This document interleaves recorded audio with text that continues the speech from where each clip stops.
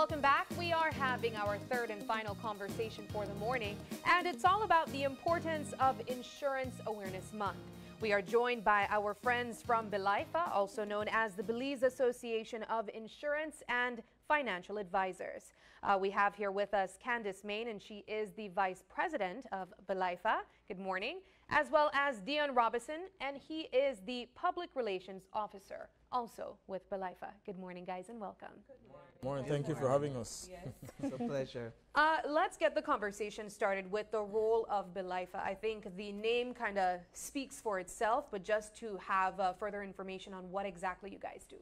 Okay, so BelAIFA, it is a tongue twister, but it stands for Belize Association of Insurance and Financial Advisors. And we're about 30 years old, founded in 1994, believe it or not, by one of the late Harry Pilgrim. He's one of the founding members, along with Mr. Jim Forrester and Mr. Coe. And one of our roles is to set industry standards for our advisors as we go about doing our daily activities.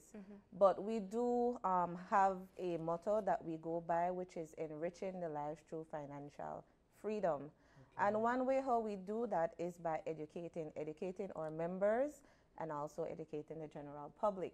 So with Insurance Awareness Month, the theme this year is insurance, financial resilience for every stage of life.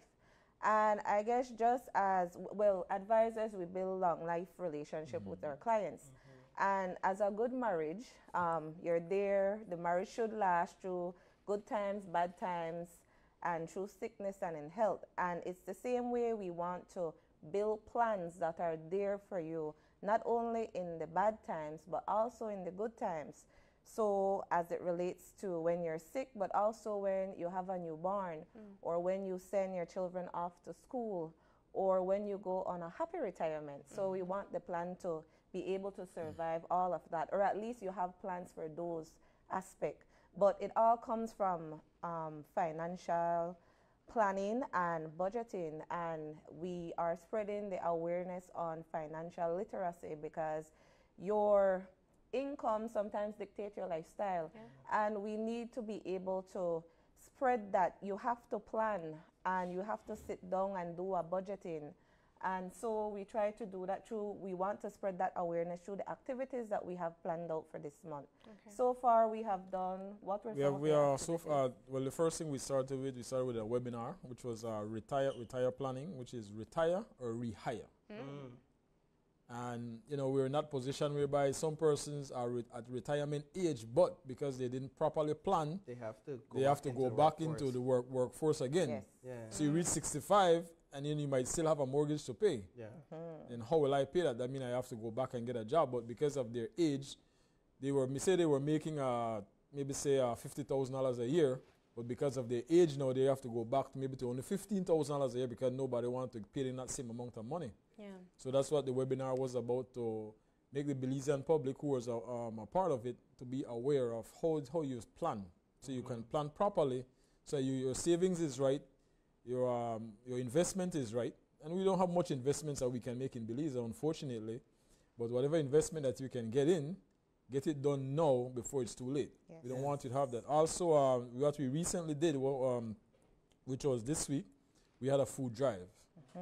And that food drive, we have to say thanks to Brody's on the Northern Highway, and I have to say also thanks to Publix who have allowed us to be at their store doing this food drive. And for that food drive, the proceeds of that will be going to the Liberty Children's Home. And that's something that we do on a yearly basis. Every year we gather the food items. Some persons don't give us food items, they give us money, so we take that same money and we go right back into the store and purchase the stuff. We would strategically go at these stores and we will have a short saying telling persons the cause, and they restore hope in humanity. Because persons go in and they pick up a lot of stuff and bring them out. And they said, give us some suggestions, and whatever we tell them, they come back out. Some persons run back, say, oh my goodness, I forgot, and they would go back inside, or they would donate the money.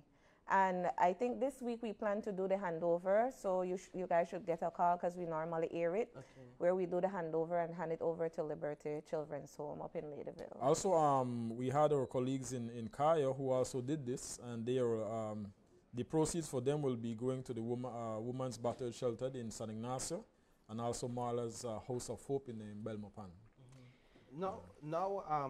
When we say advisors, we are speaking primarily about insurance agents. Insurance agents, yes. Correct? From all the different companies. So from all the different companies. Yeah, presently, she's from Sagicor and from RFNG. Okay. Yes. So the association is made up of advisors or agents from Sagicor Life Inc., from RFNG Life, from Atlantic Insurance, and also from Diversified Life Solutions. Now, you term it advisors, and I would imagine it's an adequate terminology because the work of an insurance agent is somewhat of an advisor in terms of a financial advisor. Yes. Let's talk about that role or that responsibility, and how important is it to the agent to understand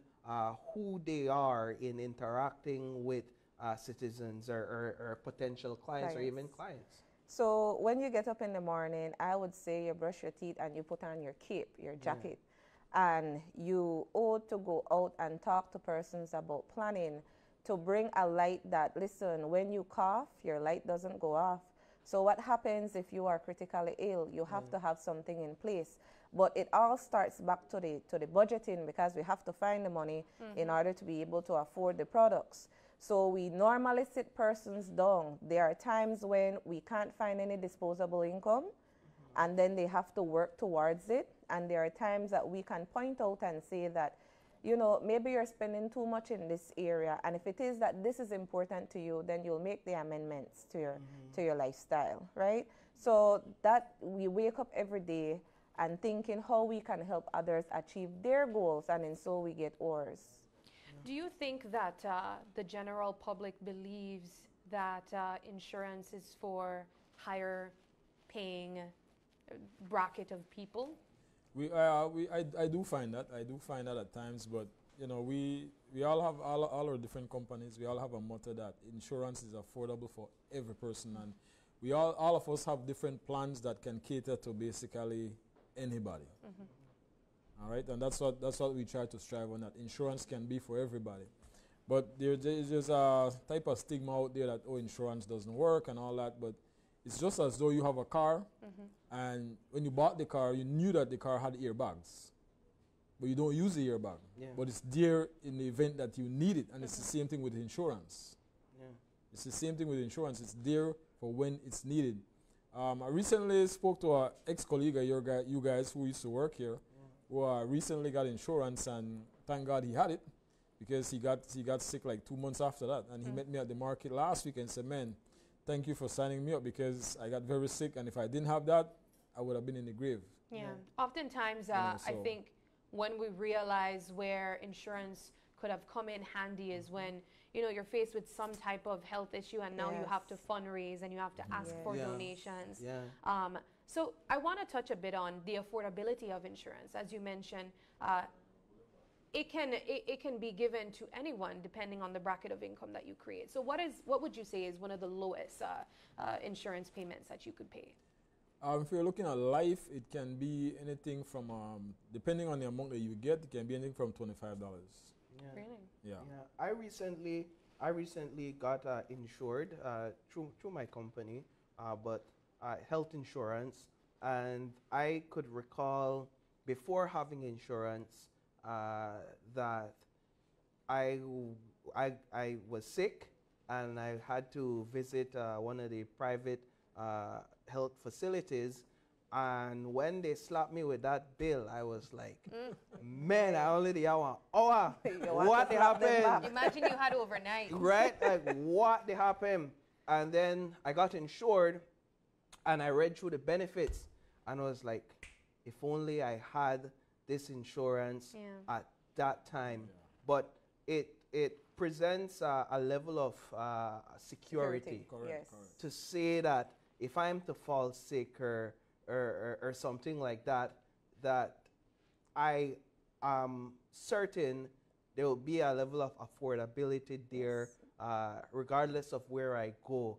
And for me, that's worth more than what I'm paying on a monthly basis in terms of my premium. But it took some convincing, I'll be honest. Yes. It took some convincing for me to get to that point, because I was one of those individuals that denied, and that they kept coming, and I kept saying no. Because you drink your vitamins, right? Right. And I young and I healthy, and you know that Social Security don't detect me money, income tax don't detect me money. Why I will give more money to insurance? But so yeah. See, and that's a misconception that we do have. We think that we are young and invincible. Yeah. And sickness doesn't play any date. Don't have a date. Don't have an age range, and don't have a time when you're going to get help. You're going to get sick. It happens to everybody and anybody at any time.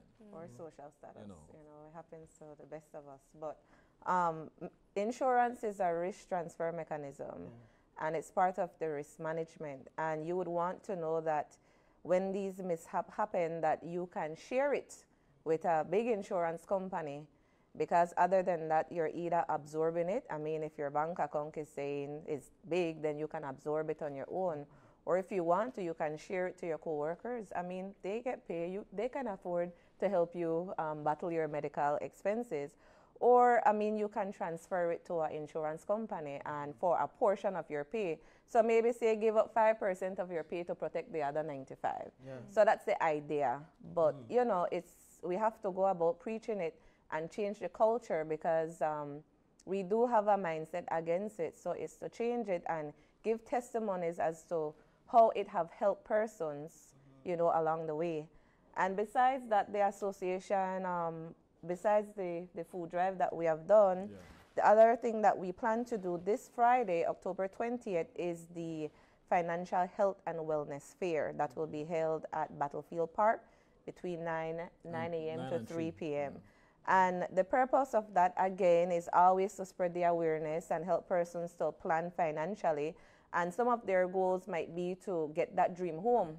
So we have invited banks, credit unions to be out there. We have invited some real estate agents in case you need to know where you want to build your dream house, or they can help you find that dream house. And we have also invited the Ministry of Health, of course, to do the general health checkups as well. So where will this take place? Battlefield Park downtown. Yeah. So I gathered that as advisors, your work is more, entails more than just seeking to, get buy-in from a client to buy a insurance package. Because you're talking about mortgage, you're talking about budgeting. These are all important components of your work, right? Yeah, we're not just going out there to sell. Yeah. We're going out there to make our society better. Let's put it that way. Yeah. And it's on a need basis. So we go through a fact find with you, find out your needs, and then we make recommendation based on your budget. So it's not that you're supposed to give up paying for your light bill in order to afford insurance, right?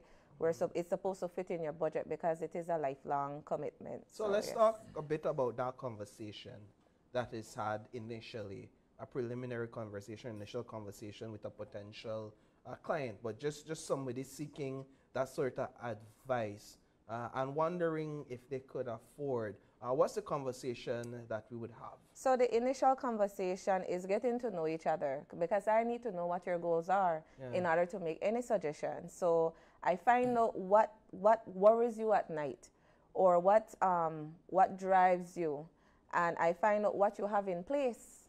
And then we go through your income and expenses, and what are you doing to help you get those goals that you told me about.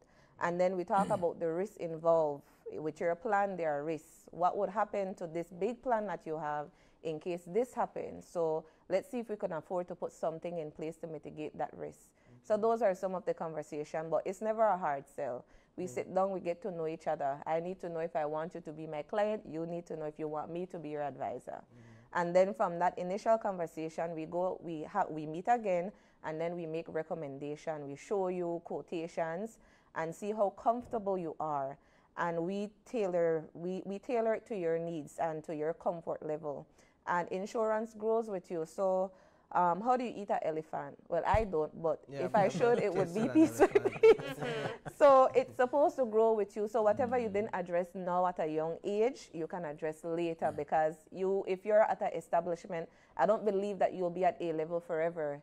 You will, with appraisal, you will eventually increase your earning potential. So with that, we can address other needs that you may have. With so many options for insurance, what's one of the primary recommendations?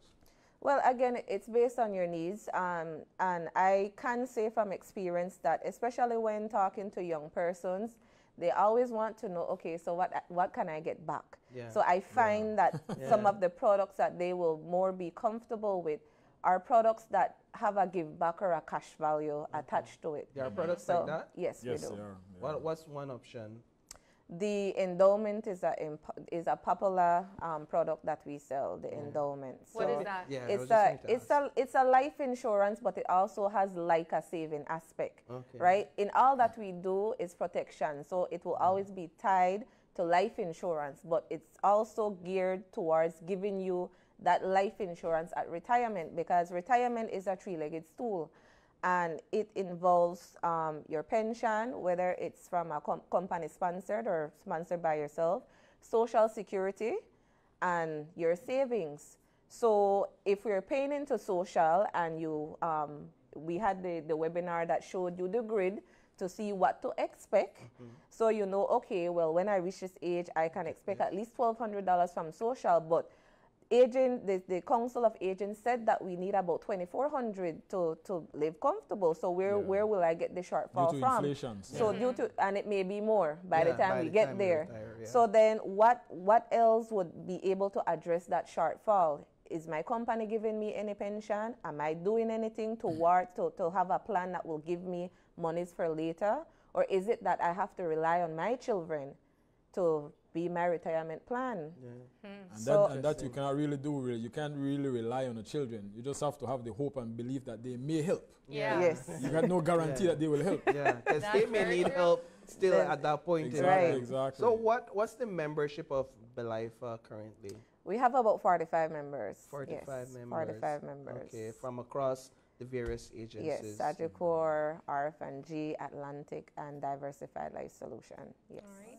Well, for our viewers that may be interested in getting insurance, what do they need to do? Do they need to go to the health fair? Maybe would you suggest that to be the first start? So yes, we would want to invite the general public to attend the health fair this Friday, and we're also having a health walk. Yes. Which will be that will be held on Saturday, the 28th of October at 6 in the morning, and we'll be walking from BTL Park to the Lighthouse and back. All right. Yes. So you can get in your early morning exercise. Yeah. So the registration is $2, and the proceeds, it's small and you can donate more, but the proceeds will be used to sponsor underprivileged high school students, and we may pay a year's tuition for them. So in all that we do, we try to give back. Yeah, the social responsibility. Yes, that's right. And then on October 31st, you will find us in red, not orange and black, because it's the Day of Common Concern. So we have sister association, the other IFAs. Jamaica would be called JIFA, Barbados would be called BelAIFA, and we have Trinidad TIFA. So we'll all unite on that day wearing red to spread the awareness surrounding kidney disease. And then on that day, we will do the handover of pledges or any donation that we have raised in order to combat the kidney disease. So yes. Yeah, like for your answer, how they can maybe look into insurance, they can just contact our companies. Or if they know us personally, then they can get our numbers, and then we call us and we can have that meeting. And the meeting is free. Information is free. Yes. What they do with the information after that. Yeah. But just going back real quick to when we do the fact finding, is that what the fact find does, it helps the persons to know what their budget was, because some persons are not budgeting any at all. So but when we go through the fact finding, they realize that, hey, I didn't realize I was spending this on this, or I was spending so much on this. And then that gives them an idea, okay, I need to make some adjustments. Yeah. Yes. So it really helps them. Even if they decide, well, I don't want to go in the insurance, they still get some financial advice that actually helps them in moving forward. Correct, for free. For free, yes. Yeah. For free. I like You can't beat that. Well, guys, thank you so much for joining us. Do you have any last words that you'd like to share to our viewers? Go ahead.